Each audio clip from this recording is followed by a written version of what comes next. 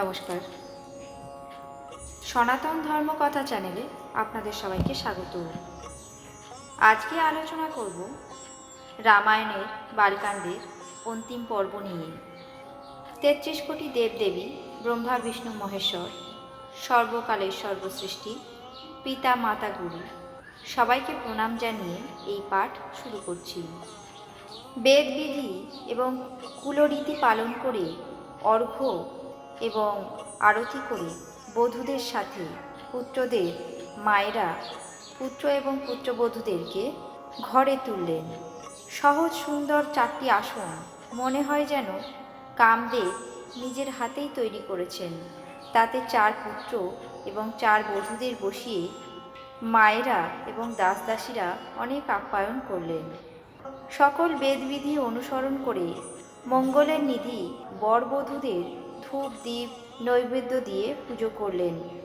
মায়েরা আরতি করলেন। তাদের মাথায় সুদৃশ্য পাখা ও চামর ব্যজন করলেন। নানাবিধ দ্রব্য উপহার দেওয়া হলো। মায়েদের সব এমনই আনন্দমগ্ন দেখাচ্ছিল যেন যোগী পরম তত্ত্ব প্রাপ্ত হয়েছে অথবা চিররোগী অমৃতের স্বাদ পেয়েছে। সকল মায়েরা যখন লোকাচার পালন করছেন, বর বধূরা তখন লজ্জায় কুঞ্চিত হচ্ছেন। এই আমোদ আহ্লাদ দেখে রামচন্দ্র মনে মনে হাসলেন। মনের সব বাসনা পূর্ণ হলো জেনে দেবতা ও পিতৃগণকে ভালো করে পুজো করলেন। সকলকে প্রণাম করে মায়েরা বর প্রার্থনা করলেন যেন ভাইদের সাথে রামের মঙ্গল হয়। অন্তরিক্ষে অদৃশ্য থেকে দেবতারা দুহাত তুলে আশীর্বাণী উচ্চারণ করছেন। তারপর রাজা দশরথ বরযাত্রীদের ডাকিয়ে আনলেন। তাদের বস্ত্র মণি এবং আভূষণাদি উপঢৌকন দিলেন। রাজার অনুমতি নিয়ে তারা সব রামকে মনের মধ্যে স্মরণে রেখে পরিতুষ্ট হয়ে যে যার নিজের দেশে ফিরে চললেন। অযোধ্যার সমস্ত নরনারীকে রাজা দশরথ বস্ত্র অলঙ্কার দিয়ে সাজালেন। ঘরে ঘরে বাজনা বাজতে লাগল। প্রার্থীরা যাচকেরা যে যা চাইল দশরথ অতি প্রসন্ন হয়ে তাদের তাই দিলেন। সমস্ত দাস দাসী এবং বাদ্যকরদের নানা রকম দান এবং সম্মান দিয়ে রাজা তাদের সন্তুষ্ট করলেন। সকলে মিলে প্রণাম করে আশীর্বাদ করল এবং গুণগাথা কীর্তন করল। তখন গুরু এবং ব্রাহ্মণদের সাথে রাজা দশরথও প্রাসাদে গেলেন। অত্যন্ত অনুরাগের সাথে রাজা তার 4 পুত্র এবং পুত্রবধূদের আশীর্বাদ করে যে যার গৃহে পাঠিয়ে দিলেন। সকল দেবতারা হৃষ্ট মনে নিজ নিজ ধামে ফিরে গেলেন। আনন্দের আতিশয্যে পুত্রদের কোলে নিয়ে তখন তার যে সুখ হয়েছিল তা বর্ণনা করতে কেউ পারে না। পুত্রবধূদের স্নেহভরে আশীর্বাদ করতে লাগলেন বারবার। জনক রাজার গুণশীল স্বভাব, মহত্ব, গৌরব, প্রীতির পরিপাটি শোভন, সম্পদ সব মহারাজ দশরথ ভাটেদের মতো নানা প্রকারে বর্ণনা করলেন। জনক রাজার কীর্তি কাহিনী শুনে রানীরা সকলে অত্যন্ত আনন্দিতা হলেন। পুত্রদের স্নান শেষে ব্রাহ্মণ গুরু জ্ঞাতিবর্গের আমন্ত্রণ করে সকলে একসঙ্গে ভোজন করলেন। সুন্দর নরনারীরা মঙ্গল গীত গান করলেন। সকলে আচমন করে পান খেলেন। ফুলের মালা গন্ধদ্রব্যাদিতে বিভূষিত হয়ে কান্তিমান হলেন। রাজা সকলকে সব রকম সৎকার করে মিষ্টি করে রানীদেরকে ডেকে বললেন, এই বধূরা সবাই ছেলে মানুষ, নিজের বাসভবন ছেড়ে এসেছে। চোখের পাতা যেমনভাবে চোখকে আগলে রাখে সেইভাবে এদের রাখবে। ছেলেরা এখন পরিশ্রান্ত, এদের ঘুম পেয়েছে, এদের নিয়ে গিয়ে সব শুইয়ে দাও।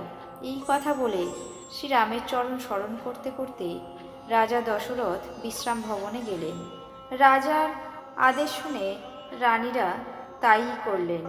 শ্রীরামচন্দ্রের শ্যামল মৃদু কোমল শরীর দেখে মায়েরা সস্নেহে বলছিলেন, বাছা বলো দেখি, পথে যেতে যেতে সেই ভয়ঙ্কর তারকা রাক্ষসীকে কি করে বধ করলে?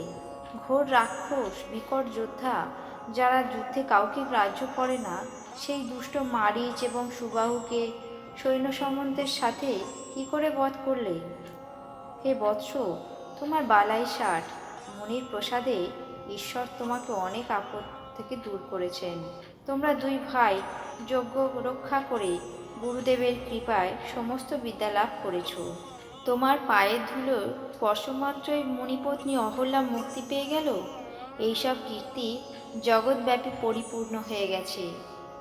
কচ্ছপের পিঠ আর বজ্র পর্বতের চেয়েও কঠিন শিবধনু তুমি রাজসভায় ভঙ্গ করেছ। তাতে বিশ্ববিজয়ের জয়লাভ যশলাভ করে জানকীকে পেয়েছ। তোমার পক্ষে সব অলৌকিক কর্মই সম্ভব হয়েছে একমাত্র বিশ্বামিত্র মুনির কৃপাতেই। তোমাদের চাঁদ মুখ দেখে পৃথিবীতে জন্ম নেওয়া আজ আমাদের সার্থক হয়েছে। তোমাদের না দেখে যে কটা দিন কেটেছে, সে কটা দিন যেন ব্রহ্মা আমাদের আয়ুর মধ্যে না হিসাব করেন। শ্রীরামচন্দ্র নম্রভাবে মধুর বচনে মায়েদের সন্তুষ্ট করলেন। তারপর শিব, গুরু এবং ব্রাহ্মণদের চরণ স্মরণ করে চোখকে নিদ্রার আবেশে ছেড়ে দিলেন। প্রাতঃকালে ব্রাহ্ম মুহূর্তে শ্রীরামচন্দ্র ঘুম থেকে জেগে উঠলেন এবং সকল নগরবাসীরা প্রণাম করবার জন্য রাজদ্বারে এলেন। স্বভাবত চার ভাই শৌচক্রিয়াদি সমাপন করে পবিত্র সরযূর জলে স্নান করে এবং প্রাতঃক্রিয়া শেষ করে পিতার কাছে এলেন। রাজা দশরথ তাদের দেখে বুকে জড়িয়ে ধরলেন। তারপর পিতার অনুমতি পেয়ে তারা সকলে বসলেন। রামচন্দ্রকে দেখে চক্ষুতৃপ্তি চরম সীমা জ্ঞান লাভ করে সভা শান্ত ভাব ধারণ করল। তারপর বশিষ্ঠের সাথে বিশ্বামিত্র মুনি এলেন। রাজা তাদের সুন্দর আসনে বসালেন এবং ছেলেদের সাথে মুনিদেরকে পুজো করে প্রণাম করলেন। রামকে দেখে গুরু দুজনে প্রেমে অভিভূত হলেন। মুনি বিশ্বামিত্র রোজই বিদায় চাইতেন, কিন্তু শ্রীরামের স্নেহ আর বিনয়ে বশীভূত হয়ে থেকে যেতে বাধ্য হতেন। প্রতিদিন রাজার শতগুণ ভক্তি ও প্রেম দেখে মহামুনি তার ভূয়সী প্রশংসা করতেন। অবশেষে বিশ্বামিত্র মুনি বিদায় চাইলেন। তখন রাজা প্রেমে অভিভূত হয়ে ছেলেদের নিয়ে তার সামনে দাঁড়িয়ে বললেন, হে নাথ, এই সমস্ত সম্পদ আপনারই। আমি তো স্ত্রী পুত্র সমেত আপনার সেবক মাত্র। হে মুনিবর, এই বালকদের উপর সর্বদা স্নেহ রাখবেন আর আমাকেও ইচ্ছামতো মাঝে মাঝে দর্শন দেবেন। এই কথা বলে স্ত্রী পুত্রদের সাথে রাজা মুনির চরণে প্রণাম করলেন। বিশ্বামিত্র মুনি বহু প্রকারে আশীর্বাদ করলেন এবং সেখান থেকে প্রস্থান করলেন। শ্রীরামচন্দ্র যেদিন থেকে বিয়ে করে সীতাকে নিয়ে এসেছেন, সেই দিন থেকে সব রকমের আনন্দ অযোধ্যায় এসে বাস করতে লাগল। প্রভু রামচন্দ্রের বিয়েতে যে আনন্দ উল্লাস হয়েছিল তা সরস্বতী এবং শেষনাগও বলে শেষ করতে পারে না। রাম সীতার যশোকথা সকলের কল্যাণকারী এবং পবিত্র মঙ্গলকারী। এইভাবে একে একে সকল ব্রাহ্মণ, পণ্ডিত, নগরবাসীগণ, জ্ঞাতি ব্যক্তিগণ নিজেদের গৃহে প্রস্থান করলেন এবং রাজা দশরথ চার পুত্রদের নিয়ে সুখে দিন যাপন করতে লাগলেন। আজ রামায়ণের বালকাণ্ড এখানেই শেষ করছি। আগামী পর্বে অযোধ্যাকাণ্ড শুরু করব। আপনাদের কেমন লাগছে তা অবশ্যই কমেন্ট বক্সে জানাবেন। চ্যানেলটিকে সাবস্ক্রাইব করবেন, লাইক করবেন, শেয়ার করবেন। ধন্যবাদ।